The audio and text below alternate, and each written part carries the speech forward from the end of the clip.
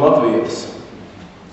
Man ir tas gods šodien nest jums sveicienus ne tikai visu Latviju vārdā, bet šodien sūtim sveicienus arī no Latvijas Nacionālā partizāna apvienības priekšsēdētāja Ojāra Stefana, kurš veselības stāvokļa dēļ nevarēja būt klāt.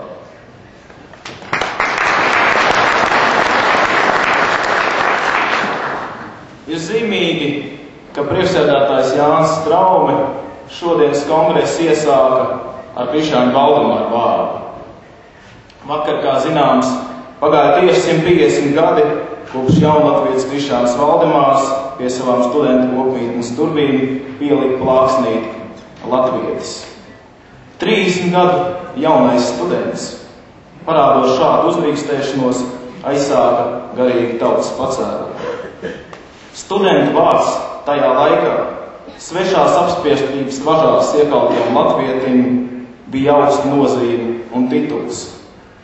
Tā vietā, lai līdzīgi citiem progresīviem kārtu vāciešiem mainītu uzvārdus un nevēlītu slēptu savu izcelsmi, jaunatvieši savu stāvokli izmantoja, lai modinātu snaudošo tautas dvēseli, lai iztaisnotu tautas muguru, lai savu piemēru dotu vēsti. Vēl nav pienācis Latvijas tautas vakars, vēl ir tikai mūsu rīts.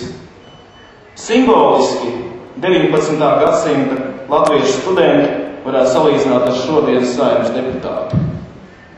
Iegūstot tautas stāvokli sabiedrībā, latvietis bieži arī šodien cenšas līdzināties kuram katram, tikai ne savam pašu brālim, latvietim. Un rūpes arī tiek izrādīts par katru, tikai ne par savu tautību. Tēvzemju brīvībai LNNK rosinot naturalizācijas apturēšanu, zināmā mērā Saeimā vismaz pie vienas frakcijas durvīm ir piestiprinājuši latviešu plāksnīti. Jūs esat pateikuši to, ko tauta ir sen jau gaidījusi, ko uzskata par pašsaprotamu un taisnīgu. Tas bija ļoti pareizs solis, par ko es kā jaunietis, kā liels jauniešu daļas pārstāvis šodien var jums teikt paldies. Bet tomēr paldies man jāsaka arī daudziem citiem. Paldies jāsaka nacionālajiem karavīriem, nacionālajiem partizāniem, politiski represētiem, publicistam Visvaldim Lācim, neatkarīgiem deputātam Aleksandram Kiršteinam.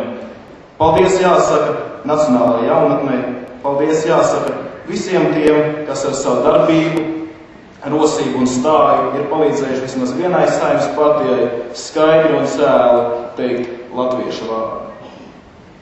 Pagaidām nešķiet, ka Saeimas deputātu vairākums varētu sakot latviskai ierosmei. Neskumsim, nekritīsim izmisumā, bet arī nesamierināsimies.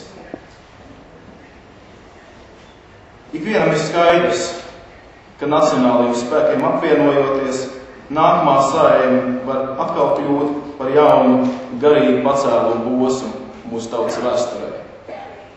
Runā, ka politika esot eksakta zinātne, tajā jādomā matemātiski, jāprot rēķināt. Es gan esmu arī nedaudz māņķecīgs un ticu zīmēm. Tas, ka Nacionālās jaunatnes lāvu gājienā 18. novembrī šoreiz pulcējās tūkstošiem jaunu seju, ir liecība, ka briest kas jauns, nevaldāms un skaists. Mums visiem kopā jāprot šīs jaunās vēsmas saskatīt un izmantot.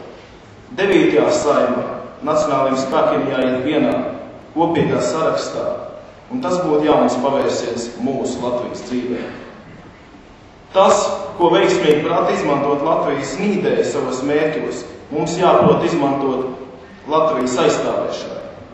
Pieredze rāda, ka dažāda organizācija automātiska apvienošanās nozīmē lielas daļas atbalstītāju zaudēšanu. Vienots saraksts ir labākais veids, kā katrai grupai saglabāt savus atbalstītājus, tomēr būt vienotiem izšķirošā rīcībā. Mums taču nav kur atkāpties. Jauna nacionāla pacēluma radīšana ir latviskas un neatkarīgas Latvijas nosargāšanas jautājums. Man ir patiesa gods un prieks apvienības visu Latvijai vārdā sveikt jūs Tēvzemju brīvībai LNNK 9. kongresā. No sirds vēlēt veiksmi, labi apzinoties, ka mēs visi esam vienos ierakumos un vienās rindās mums būs jāstāv par savu augstāko mērķi – latvisku Latviju.